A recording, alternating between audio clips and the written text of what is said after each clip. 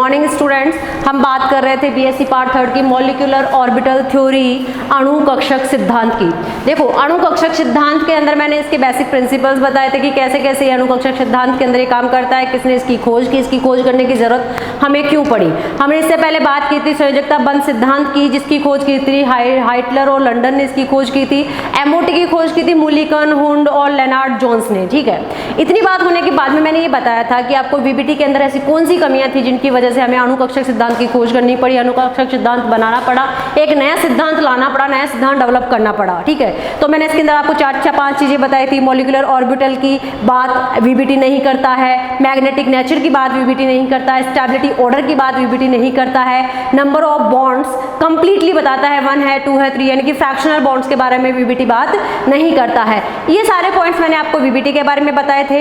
इसके बाद में मैंने एमओटी के लिए मेन पॉइंट्स आपको एमओटी के लिए कुछ मेन पॉइंट्स बताए थे कि एटॉमिक ऑर्बिटल क्या होता है, मॉलिक्यूलर ऑर्बिटल क्या होता है, एटॉमिक ऑर्बिटल को हम कैसे लिखते हैं, मॉलिक्यूलर ऑर्बिटल के लिए सिंबल्स क्या होते हैं, सिग्मा होता है, पाई होता है, एटॉमिक ऑर्बिटल को हम 1s 2s 2p 2s 3s etcetera ऐसे लिखते हैं। जब हम बात करते हैं मेन पॉइंट्स ऑफ एमओटी की, तो हमने सबसे इंपॉर्टेंट पॉइंट पहले वाला लिया था एटॉमिक ऑर्बिटल और मॉलिक्यूलर ऑर्बिटल। फिर उसके बाद में हमने बात की थी number of molecular orbitals forms is equal to number of atomic orbital जो होते हैं कंबाइन होते हैं या फिर मान लो पार्टिसिपेट करते हैं। तो सिंपल सी बात होती है कि जितने एटॉमिक ऑर्बिटल पार्टिसिपेट करते हैं उतने ही नंबर में आपके मॉलिक्यूलर ऑर्बिटल डेवलप होते हैं। उसके बाद मैंने आपको श्रोडिंगर इक्वेशन के लिए ऑर्बिटल की जो इलेक्ट्रॉन श्रोडिंगर इक्वेशन बताई थी। श्रोडिंगर इक्वेशन में साइन जो तरंग फलन होता है, इंटरफेरेंस होता है, वेव इंटरफेरेंस,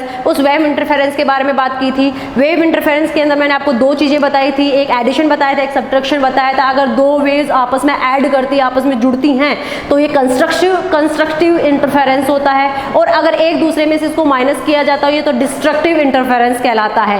अब बात करती मैंने इन चीज़ों के बारे में बात करने के बाद में मैंने आपको स्टेबल और अनस्टेबल मॉलिक्यूल्स के बारे में बताया था। स्टेबल और अनस्टेबल मॉलिक्यूल के अंदर मैंने बताया जो कंस्ट्रक्टिव होते हैं वो आपके कौन से होंगे, कंस्ट्रक्टिव होंगे वो आपके कौन से होंगे, जो कम एनर्जी वाले होंगे वो कंस्ट्रक्टिव होंगे, और जो ज़्यादा एनर्जी वाले होंगे वो डिस्ट्रक्टिव होंगे। इसलिए जो अनस्टेबल होते हैं उनकी मोर एनर्जी होती है, और जो लेस स्टेबल होते हैं उनकी क्या होती है, जो स्टेबल ज़्यादा होते हैं उनकी लेस एनर्जी होती है। अब मैंने बात की थी इनके सिंबल्स के बारे में। जो बॉन्डिंग मॉलिक्यूलर ऑर्बिटल्स होते हैं उनको हम किसी भी साइन के द्वारा डिनोटेट नहीं करते हैं, जो एंटी बॉन्डिंग मॉलिक्यूलर ऑर्बिटल्स होते हैं उनको हम स्टार के द्वारा डिनोटेट करते हैं। इनके बाद में हमने बात कर रहे हैं combining molecular orbital must have same or nearly same energy. Combining molecular orbitals जो होते हैं must have same or nearly same energy. Same or nearly same में क्या डिफरेंसेस होता है, देखिए आपने वैलेंस बॉन्ड थ्योरी में पढ़ रखा होगा, एक जैसे मॉलिक्यूल जैसे O2 है N2 है, इनकी एनर्जी लेवल क्या होता है, बिल्कुल सेम होता है। लेकिन अगर हेटेरो एटम्स है, जैसे मान लो कार्बन मोनोऑक्साइड हमने ले रखा है, एक कार्बन है और एक ऑक्सीजन है, ठीक है, तो इन दोनों के जो ऑर्बिटल्स होते हैं उनकी एनर्जी नियरली सेम होती है, यानी कि डिफरेंट एटम्स के अंदर सेम एनर्जी नियरली सेम होती है। नेक्स्ट अपनी बात करती है सेम शेप की। इनकी शेप सेम होनी चाहिए, यानी कि अगर S वाला है तो वो S के साथ ही आपका कंबाइन होगा, P वाला P कक्षक के साथ ही कंबाइन होगा, चाहे PX है तो वो PX के साथ में, PY है तो PY के साथ में, और PZ है तो PZ के साथ में। इतनी बातें हमारी हो चुकी थी, हमने 5 आपको इसके बारे में मेन पॉइंट्स बता दिए थे। अब हम बात करते हैं सिग्मा और पाई जो मॉलिक्यूलर ऑर्बिटल है वो होते क्या है। तो आज हम बात करते हैं सिग्मा मॉलिक्यूलर ऑर्बिटल। देखिए, सिग्मा मॉलिक्यूलर ऑर्बिटल का मतलब क्या होता है, ये कैसे कंस्ट्रक्टिव होता है, इसका निर्माण कैसे होता है। तो जो सिग्मा मॉलिक्यूलर ऑर्बिटल होते हैं वो एक्सियल जो मॉलिक्यूलर ऑर्बिटल्स हैं, axial molecular orbital interference, axial molecular interference, यानी कि जो सिग्मा बॉन्ड मॉलिक्यूलर ऑर्बिटल्स हैं वो एक्सियल मॉलिक्यूलर ऑर्बिटल के इंटरफेरेंस से बनते हैं। जैसे हम बात करें, हमारे पास में फर्स्ट एस हमने 2 मॉलिक्यूल्स ले लिए। अब इनको हम जब ऐड करते हैं, इनको जब हम ऐड करेंगे, फर्स्ट एस और फर्स्ट को जब हम ऐड करेंगे तो हमारे पास में ऐसी शेप आएगी, इसमें बीच में नेगेटिव होगा और दोनों तरफ क्या होंगे, पॉजिटिव पोल्स होंगे। ठीक है, इसको बोला जाता है बॉन्डिंग मॉलिक्यूलर ऑर्बिटल। क्या बोला जाएगा इसको, bonding molecular orbital.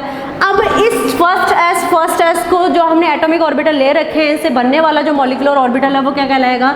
Sigma first S. क्या कहलाएगा? सिग्मा फर्स्ट एस, जिसको हम बोलते हैं बॉन्डिंग मॉलिक्यूलर ऑर्बिटल। अब बात करते हैं, अगर हम फर्स्ट एस में से फर्स्ट एस को माइनस कर दें तो बनने वाला जो हमारे पास में मॉलिक्यूलर ऑर्बिटल है वो ऑर्बिटल ऐसे बनेगा। थोड़ी शेप का ध्यान रखना पड़ेगा, शेप के अंदर हम कुछ नहीं कर सकते, शेप हमेशा याद करनी पड़ेगी, ठीक है। तो हमारे पास में जो बनने वाला मॉलिक्यूलर ऑर्बिटल होगा वो इस तरीके का बनेगा, यानी कि यहाँ पे बीच में एक ऐसी पॉइंट आएगा, एक ऐसा पॉइंट आएगा जहाँ पे इलेक्ट्रॉन पाए जाने की संभावना बिल्कुल शून्य होगी। इलेक्ट्रॉन पाए जाने की संभावना बिल्कुल शून्य होने का मतलब ये जो प्लेन कहलाएगा वो कहलाएगा नोडल प्लेन। क्या कहलाएगा? नोडल प्लेन, जहाँ पे इलेक्ट्रॉन पाए जाने की संभावना बिल्कुल शून्य होती है, जीरो होती है। और इस ऑर्बिटल को हम नाम देते हैं ABMO, anti bonding molecular orbital. और दूसरे शब्दों में कह सकते हैं, इसको बोल सकते हैं हम सिग्मा स्टार फर्स्ट एस। क्या बोलेंगे? सिग्मा स्टार फर्स्ट एस, ठीक है। अब इतने सारे गोल गोल डायग्राम बनाने हैं, जिनकी इनके डायग्राम्स उनको बनाने के बजाय हम सीधे सीधे एक डायग्राम बना सकते हैं। हमारे पास में क्या है? फर्स्ट एस है। अब देखो सिंपल सी चीज, यहाँ पे जो हमने बनाया था इसमें ऐड किया तो इसको बोलते हैं कंस्ट्रक्टिव इंटरफेरेंस, और जब हमने इसको माइनस किया था इसको बोल सकते हैं डिस्ट्रक्टिव इंटरफेरेंस, ठीक है। इतनी बात होने के बाद में बार बार डायग्राम ना बना के हम एक चार्ट के थ्रू भी इसको शो कर सकते हैं। देखिए, एस के अंदर जब इंटरफेरेंस होगी, एस के अंदर जब ओवरलैपिंग होती है, एक्सियल इंटरफेरेंस होता है एटॉमिक ऑर्बिटल के अंदर, तो भी क्या बनते हैं? सिग्मा मॉलिक्यूलर ऑर्बिटल बनते हैं। तो हम इस चीज़ को ऐसे भी शो कर सकते हैं, हमारे पास में ये फर्स्ट एस है, ये फर्स्ट एस है, दोनों की रिएक्शन करवाई तो हमारे पास में दो तरीके के मॉलिक्यूलर ऑर्बिटल बने, क्योंकि दो एटॉमिक ऑर्बिटल पार्टिसिपेट कर रहे हैं, तो हमारे मॉलिक्यूलर ऑर्बिटल भी कितने बनेंगे? दो बनेंगे। एक बन गया BMO बॉन्डिंग मॉलिक्यूलर ऑर्बिटल, एक बन गया ABMO anti bonding molecular orbital. इसको बोला हमने सिग्मा फर्स्ट एस, ये हो जाएगा सिग्मा स्टार फर्स्ट एस। इसकी एनर्जी कम होती है, इसकी एनर्जी क्या हो जाएगी? ज़्यादा हो जाएगी। अब पता है कि बॉन्डिंग मॉलिक्यूलर जो ऑर्बिटल्स बनते हैं वो कंस्ट्रक्टिव होते हैं, और एंटी बॉन्डिंग मॉलिक्यूलर ऑर्बिटल्स होते हैं वो डिस्ट्रक्टिव इंटरफेरेंस के थ्रू बनते हैं। तो हम इसके थ्रू ऐसा भी डायग्राम ले सकते हैं। अब हम नेक्स्ट एग्जाम्पल की बात करें कि हमारा जो सिग्मा बॉन्डिंग होती है, सिग्मा मॉलिक्यूलर ऑर्बिटल्स जो बनते हैं और कहाँ बन सकते हैं? एस के अंदर बन गए। अब बात करते हैं हम पी की बात करते हैं। पी के अंदर भी 3 ऑर्बिटल्स होते हैं। पी के अंदर हमारे कितने ऑर्बिटल्स होते हैं? 3 होते हैं। एक होता है px, एक होता है py और एक होता है pz। अब देखिए हमारे पास में 3 ऑर्बिटल्स हैं, px है, py है और pz है। इन सब की लॉब्स होती हैं वो एक्सियल होती है। तो बहुत सारी जो अच्छी किताबें हैं वो तो बोलती है कि हम px के थ्रू भी हम सिग्मा बॉन्डिंग बना सकते हैं, py से भी सिग्मा बॉन्डिंग बना सकते हैं और pz से भी सिग्मा बॉन्डिंग बना सकते हैं। बट BSc पार्ट 3 के लेवल तक हमारे पास में आता है कि pz जो ओवरलैपिंग या इंटरफेरेंस होता है उन्हीं के बीच में सिग्मा बॉन्डिंग बनती है। बाकी जो px है या py है वो पाई बॉन्डिंग बनाते हैं। फॉर एग्जाम्पल हमने एग्जाम्पल लिया नाइट्रोजन। अब नाइट्रोजन के अंदर ट्रिपल बॉन्डिंग होती है। ट्रिपल बॉन्डिंग का मतलब पहला एक बॉन्ड क्या होगा? सिग्मा होगा, दूसरा पाई हो गया और तीसरा भी क्या हो गया? पाई हो गया। अब इसके अंदर देखो ये भी क्या होता है? 2p, ये भी 2p3 और ये भी 2p3। अब 2p3 का मतलब क्या होता है? यानी कि p ऑर्बिटल है उसके अंदर कितने इलेक्ट्रॉन्स हैं? 3 इलेक्ट्रॉन्स, 1 2 एंड 3, 1 2 एंड 3, ठीक है। ये 3 और इसके अंदर इलेक्ट्रॉन्स है। अब तीनों इलेक्ट्रॉन को मैंने बताया कि जो p आपका ऑर्बिटल्स होता है वो 3 जगह डिवाइड होता है, px होता है, py होता है और pz होता है। तो px, py और px, py एंड pz। इतनी बात हमारी हो गई थी। अब हम बात करते हैं इनके ऑर्बिटल्स की स्ट्रक्चर के बारे में। देखो p की स्ट्रक्चर डम्बेल होती है, डम्बलाकार होती है। अब डम्बलाकार स्ट्रक्चर को हम एक्सियल पॉइंट्स के अकॉर्डिंग ले या कैसे भी ले, हमारे पास में p की स्ट्रक्चर होती है वो डम्बलाकार होती है, और डम्बलाकार स्ट्रक्चर के अंदर हम 2 तरीके के, एक करते हैं एडिशन और एक करते हैं सब्ट्रैक्शन।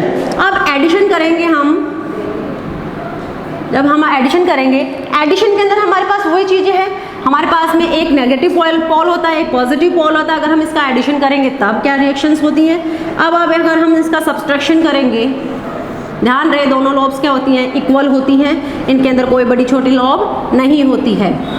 ठीक है, आगे बढ़िए। अब इनके दो रिएक्शंस होती हैं, दो रिएक्शन के थ्रू हमारे पास में कौन कौन से इसके प्रोडक्ट बनते हैं। देखिए इनके डायग्राम्स जो होते हैं वो अलग अलग बनेंगे और उन्हीं के थ्रू हमें ध्यान रखना पड़ेगा। डायग्राम्स के लिए मेरे पास में कोई सॉल्यूशन नहीं है, क्योंकि जैसे आपके इंटरफेरेंस होते हैं, ये आपका है P, कौन सा वाला करेंगे हम यहाँ पे, PZ, 2PZ।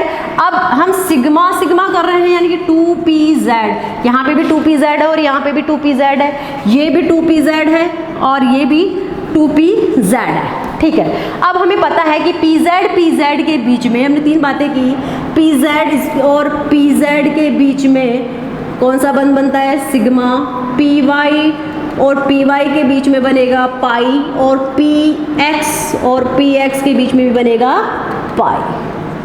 ठीक है, तो PZ के बारे में हम बात कर रहे हैं, सिग्मा मॉलिक्यूलर ऑर्बिटल की हम जब बात कर रहे हैं, तो यहाँ पे डायग्राम्स जो शो होंगे वो डायग्राम कैसा शो होगा, जो आपका पहला है यानी कि कंस्ट्रक्टिव जो आपकी बिल्डिंग होगी उसके अंदर हमारे पास में एक बड़ा लोब बनेगा जिसके अंदर पॉजिटिव चार्ज रहेगा और जो साइड वाले होंगे उनमें नेगेटिव चार्ज रहेगा। इस डायग्राम के अंदर हमारे पास में 1 and 2 दो नोडल प्लेन आ रहे हैं, तो कितने हो गए नोडल प्लेन, 2। ये हो गया आपका बॉन्डिंग मॉलिक्यूलर ऑर्बिटल, जिसका हम नाम देते हैं सिग्मा 2PZ।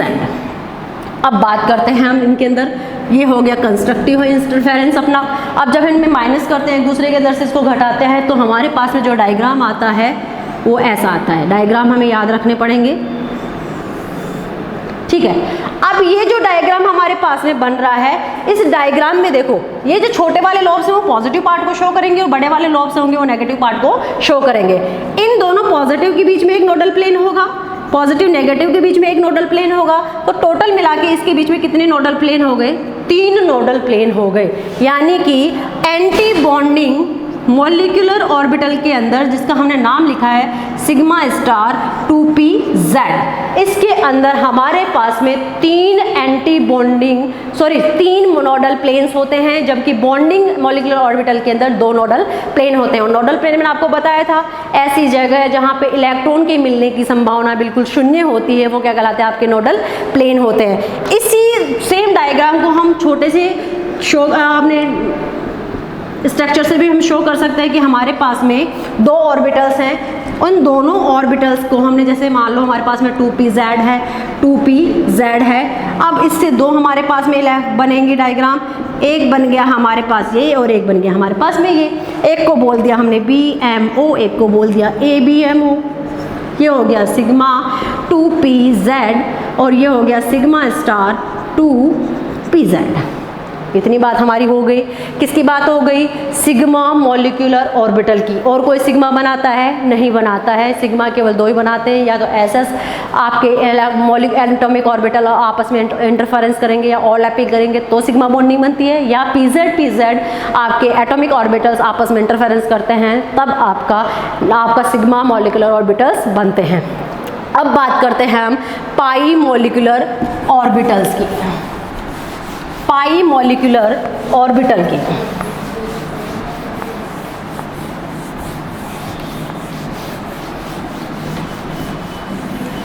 देखिए पाई मॉलिक्यूलर ऑर्बिटल का मतलब होता है side wise molecular orbital interference, pi molecular orbital. और मैंने बताया था पाई PX और PY, इन दोनों के बीच में जो भी इंटरफेरेंस होते हैं वो हमारे क्या कहलाते हैं, क्या कहलाएंगे, पाई मॉलिक्यूलर ऑर्बिटल कहलाएंगे। फॉर एग्जांपल हमने 2 एग्जांपल्स लिए,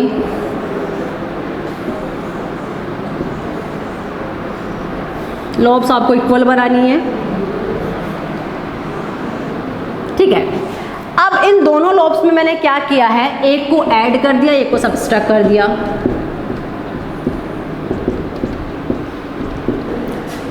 रिएक्शन वैसे से एक कंस्ट्रक्टिव होगी और एक डिस्ट्रक्टिव होगी। कंस्ट्रक्टिव जो हमारे पास में इंटरफेरेंस होगा वहां पे हमारे पास में बनेगा ऐसी कुछ डायग्राम बनेगा जिसके अंदर ऊपर की तरफ पॉजिटिव लोब होंगे, नीचे की तरफ नेगेटिव लोब होगा। ये होता है हमारा बॉन्डिंग मॉलिक्यूलर ऑर्बिटल, और ये जो हमारे इन दोनों के बीच से जो जा रहा है वो क्या कहलाएगा, हमारा नोडल प्लेन, जिसकी संख्या होती है 1। किसके अंदर बात कर रहे हैं, कंस्ट्रक्टिव इंटरफेरेंस के अंदर बात कर रही हैं हम। ये हो गया हमारे पास में 2px 2px। अब हम बात करते हैं यहाँ कि जो बनने वाला मॉलिक्यूलर ऑर्बिटल है उसका नाम क्या हो जाता है, तो इसको बोलते हैं पाई 2px। क्या बोला जाएगा इसको, पाई 2px।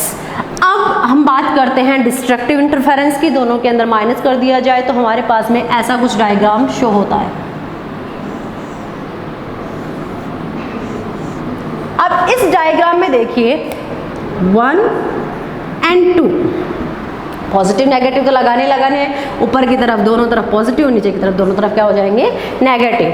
अब इसको बोला जाता है ABMO, anti bonding molecular orbital. अब इसके अंदर एक ये और एक ये दोनों मिलके क्या कहलाते हैं, नोडल प्लेन होते हैं। यानी कि इसके अंदर नोडल प्लेन की संख्या कितनी हो जाएगी, 2 हो जाएगी। बॉन्डिंग मॉलिक्यूलर ऑर्बिटल में 1 होगी और एंटी बॉन्डिंग मॉलिक्यूलर ऑर्बिटल में 2 आपके नोडल प्लेन्स होंगे। अब बात करते हैं इसका नामकरण की, तो आपको पता है जब भी एंटी बॉन्डिंग होते हैं उनको स्टार से रिप्रेजेंट करते हैं, तो ये हो जाएगा pi star 2px। Same to same आपके किसके बनेंगे, py के बनेंगे। यहाँ पे आ जाएगा पाई 2py और यहाँ पे आ जाएगा पाई स्टार 2py। ये बात होती है हमारे पाई बॉन्डिंग से, हम केवल S और 1s और 2s या 1 और 2p की तक की हम बात करते हैं, 3p ऊपर हम नहीं जाते हैं क्योंकि उनकी बात हमारा जो पूरा चैप्टर है वो 1 और 2 पे ही खत्म हो जाता है। अब हम बात करते हैं how to do electron configuration of molecule. How to do electron configuration of molecule, हम इलेक्ट्रॉन कॉन्फ़िगरेशन कैसे लिखते हैं मॉलिक्यूल का। हमने जो भी इलेक्ट्रॉनिक कॉन्फ़िगरेशन देखा है हमारे जो नोटबुक्स में है, जो हमने आवर्त सारणी से सीखा है, वो सारे के सारे इलेक्ट्रॉनिक कॉन्फ़िगरेशन किसके हैं, एटम्स के हैं। तो मॉलिक्यूल्स के आपके जो कॉन्फ़िगरेशंस हैं वो कैसे बनते हैं, कैसे इनका डेमोन्स्ट्रेशन होता है, कैसे ये बन पाते हैं, जैसे इलेक्ट्रॉनिक कॉन्फ़िगरेशन। अब इलेक्ट्रॉनिक कॉन्फ़िगरेशन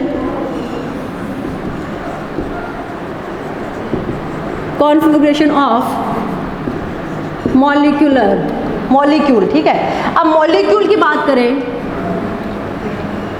तो मान लो हमारे पास में ऑक्सीजन है जिसको हम O से रिप्रेजेंट करते हैं। इस ऑक्सीजन का अणु कब आपका जो मॉलिक्यूल होता है, परमाणु क्रमांक कितना होता है, 8 होता है। तो हम कैसे भर सकते हैं, 1s2 2s2 2p4, ये हमने बहुत पहले पढ़ रखा है, 5th-6th क्लास से स्टार्ट हो जाता है। लेकिन जब हम बात करते हैं O2 मॉलिक्यूल की, किसकी बात करें हम, O2 मॉलिक्यूल की, तो इस O2 मॉलिक्यूल के अंदर 8 + 8 कितने इलेक्ट्रॉन हो गए, 16 इलेक्ट्रॉन्स हो गए। अब वो 16 इलेक्ट्रॉन कैसे भरे जाएंगे, कैसे नहीं भरे जाएंगे, इनका इलेक्ट्रॉनिक कॉन्फ़िगरेशन कैसे आएगा, कैसे नहीं आएगा, ये सारी चीज़ों के बारे में हम डिस्कस करेंगे। हमने पढ़ा होगा first sigma, first S, sigma star first S, sigma 2s, sigma star 2s and etcetera, ये सारे कॉन्फ़िगरेशन इसके अंदर आते हैं। तो एटॉमिक जो मॉलिक्यूल्स हो, एटॉमिक जो हमारे पास में ऑर्बिटल्स होते हैं उनका कॉन्फ़िगरेशन, इलेक्ट्रॉनिक कॉन्फ़िगरेशन बहुत ईजी होता है। बट जो मॉलिक्यूल ऑर्बिटल्स हैं उनका कॉन्फ़िगरेशन हमारे पास में थोड़ा सा डिफिकल्ट हो जाता है, क्योंकि इसमें 2 चीज़ें काम में करती है। 14 इलेक्ट्रॉन जब तक भरे जाते हैं तब तक इलेक्ट्रॉन का कॉन्फ़िगरेशन अलग होता है, और 14 इलेक्ट्रॉन के बाद में इलेक्ट्रॉनिक जो कॉन्फ़िगरेशन है मॉलिक्यूल्स का वो थोड़ा सा चेंज हो जाता है। अब जो हमारे पास इलेक्ट्रॉनिक कॉन्फ़िगरेशन ऑफ मॉलिक्यूल के लिए भरने के लिए कुछ रूल्स होते हैं, उनमें हम फर्स्ट रूल की जब हम बात करते हैं तो आपने कुछ रूल्स पढ़ रखे होंगे, ऑब्बो नियम, पाउली का अपवर्जन का नियम, हुंड की अधिकतम बहुलता का नियम और N+L का नियम, ये सारी चीज़ें आपने पढ़ रखी होंगी। हम थोड़ी सी छोटी छोटी बातें करते हैं। पहला नंबर है हमारा ऑब्बो नियम।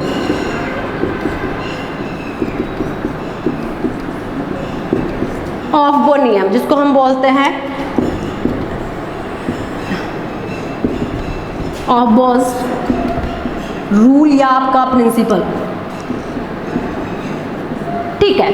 ऑब्बो प्रिंसिपल क्या कहलाता है कि जैसे जैसे एनर्जी का ऑर्डर इंक्रीज होता है इलेक्ट्रॉनों का भरने का क्रम भी वैसे ही भरे जाता है। मतलब ऑबो कहता है कि अगर कम एनर्जी है तो सबसे पहले इलेक्ट्रॉन कम एनर्जी वाले में जाएगा, और अगर ज़्यादा एनर्जी है तो उसके बाद में कम एनर्जी वाले ऑर्बिटल के अंदर भरने के बाद में ज़्यादा एनर्जी वाले ऑर्बिटल के अंदर इलेक्ट्रॉन जाएगा। जैसे हम बात करें BMO और ABMO, ठीक है, ABMO anti bonding molecular orbital और BMO bonding molecular orbital.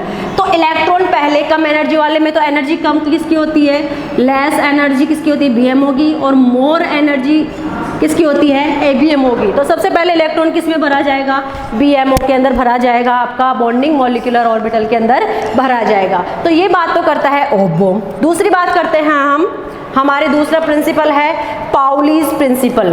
Pauli's principal या आपका पाउली का अपवर्जन का नियम क्या कहलाता है,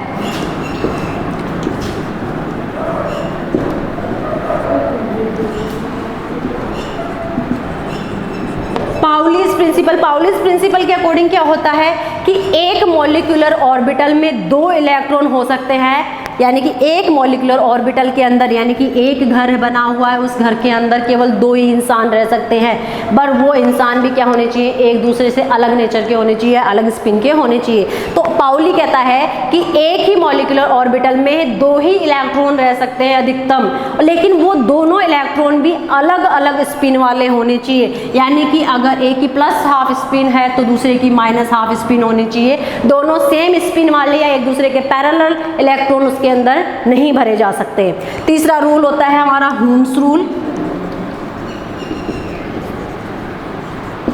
हुंड्स रूल क्या कहता है, हुंड्स रूल की अधिकतम बहुलता का नियम क्या कहता है कि ऑर्बिटल की जो एनर्जी होती है वो सेम होनी चाहिए, और उसमें इलेक्ट्रॉन अनपेयर्ड रहेंगे। जब तक उनकी एनर्जी सेम रहेगी उनमें इलेक्ट्रॉन अनपेयर्ड रहेंगे, और अगर इन पे अनपेयर्ड है तो उनकी स्पिन भी क्या होनी चाहिए, सेम होनी चाहिए। उसके बाद में ही पेयरिंग होगी, यानी कि जब जितने भी ऑर्बिटल्स हैं, जैसे पी के पास में कितने ऑर्बिटल्स होते हैं, 3 होते हैं, तो ये हमारे पास में 3 ऑर्बिटल्स हैं, तो पहले इलेक्ट्रॉन तीनों के अंदर अनपेयर्ड भरे जाएंगे, उसके बाद में जो चौथा इलेक्ट्रॉन आएगा उसी की पेयरिंग स्टार्ट होगी, फिर उसके बाद में 5वां पेयरिंग करेगा और उसके बाद में 6ठा पेयरिंग करेगा। यानी कि पहले जितने भी ऑर्बिटल्स होंगे उनमें अनपेयर्ड इलेक्ट्रॉन भरे जाएंगे और उसके बाद में ही पेयरिंग स्टार्ट होगी। इसलिए कैसे कह सकते हैं कि पाई 2px और पाई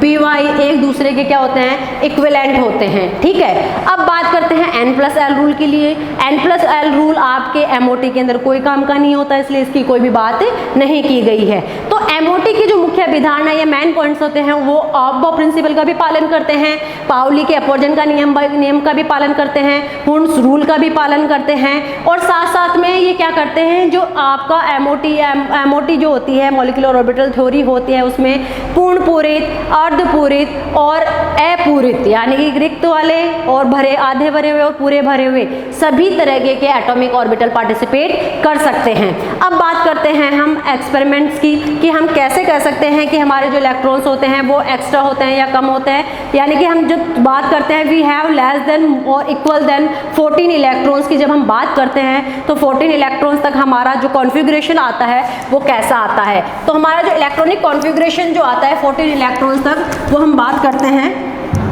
14 इलेक्ट्रॉन तक हमारा कॉन्फ़िगरेशन। देखो सबसे पहले हमारा आया था सिग्मा फर्स्ट एस, और उसके बाद में आया था सिग्मा स्टार फर्स्ट एस, ये आ गए। उसके बाद में हमारा आता sigma 2s, sigma star 2s, दोनों की बात हो गई।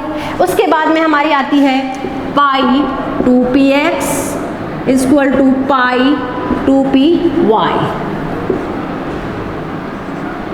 फिर आपका क्या हो जाएगा, जेड वाला कौन सा बनाता है, सिग्मा, तो सिग्मा 2pz। फिर आता है हमारा pi star 2px equal to pi star 2py and sigma star 2pz।